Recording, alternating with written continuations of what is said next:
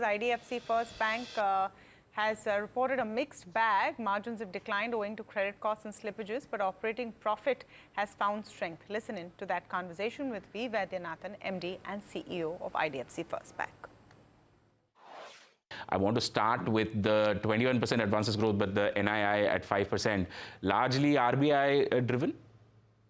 Yes, because the repo rate, as all of you know, came down quite sharply. So we passed it on to customers, but deposit side will take a year to pass through.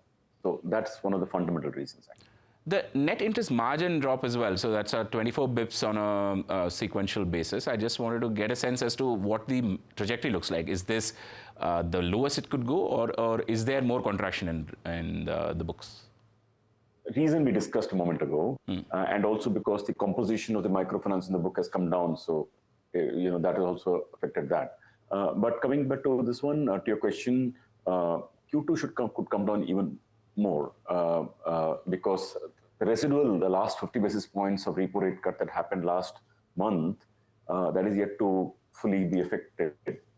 But Q3, by the time our fixed deposit will get repriced downwards, Q4, a lot more will get repriced. So think of it like one more quarter, it could come down. Then Q3 should even better, and then Q4 should, of course, be quite good again. What's the appropriate level to you of the net interest margin for this year?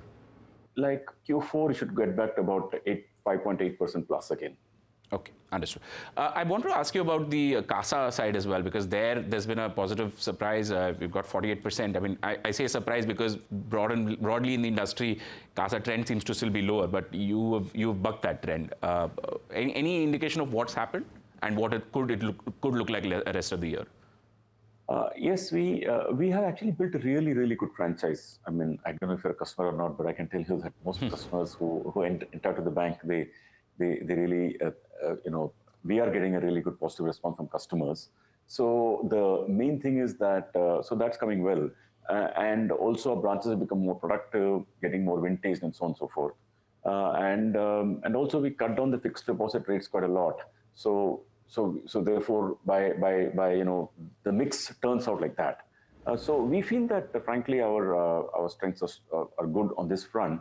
By Q4, we should be able to maintain 48 plus, we feel at least. All right.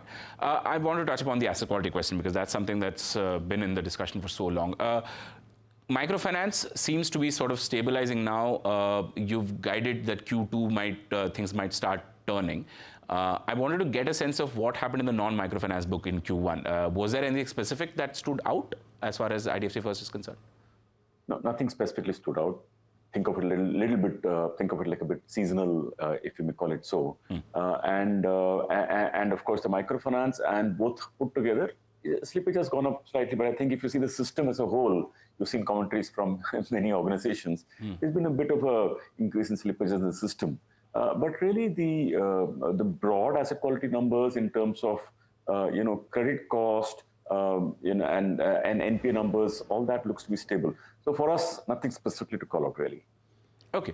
I wanted to get a sense of the cost of funds as well. Now, you said that the deposit repricing will happen over the course of the year, right? Having said that, there was a rate cut before the last one as well, before the last 50 basis points happened as well. That has not shown up yet. It's come down by cost of funds, come down by 9 basis points quarter on quarter actually for us. We think that on the fixed deposit side, we have, like I said, it's a very sharp cut. We were paying 7.8% on the highest bracket. There are multiple brackets, but I'm talking the peak bracket. Was about 7.8. We brought it down to 6.75. That's like a 110 basis points cut we've done there. And that's call it like about 50% of the book.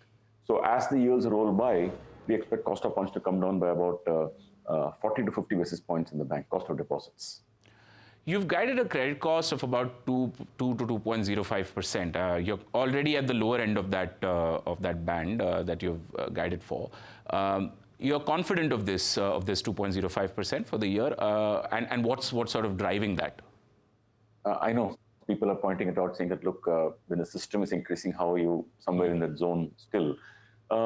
Thing is that we feel that Q3, Q4, because the microfinance issue will go away by that time, so the credit cost on that front will actually come down. So we feel that Q3, Q4 credit costs could be lesser. Q1, Q2 is of course higher because of the reasons we discussed, microfinance, etc. So even we feel somewhere will be in the zone. Our own studies are representing that. Okay. Just a quick question around the advances deposit interplay at this stage. You're growing at about 21% on the advances front. Deposits are up, what, 26% year on year.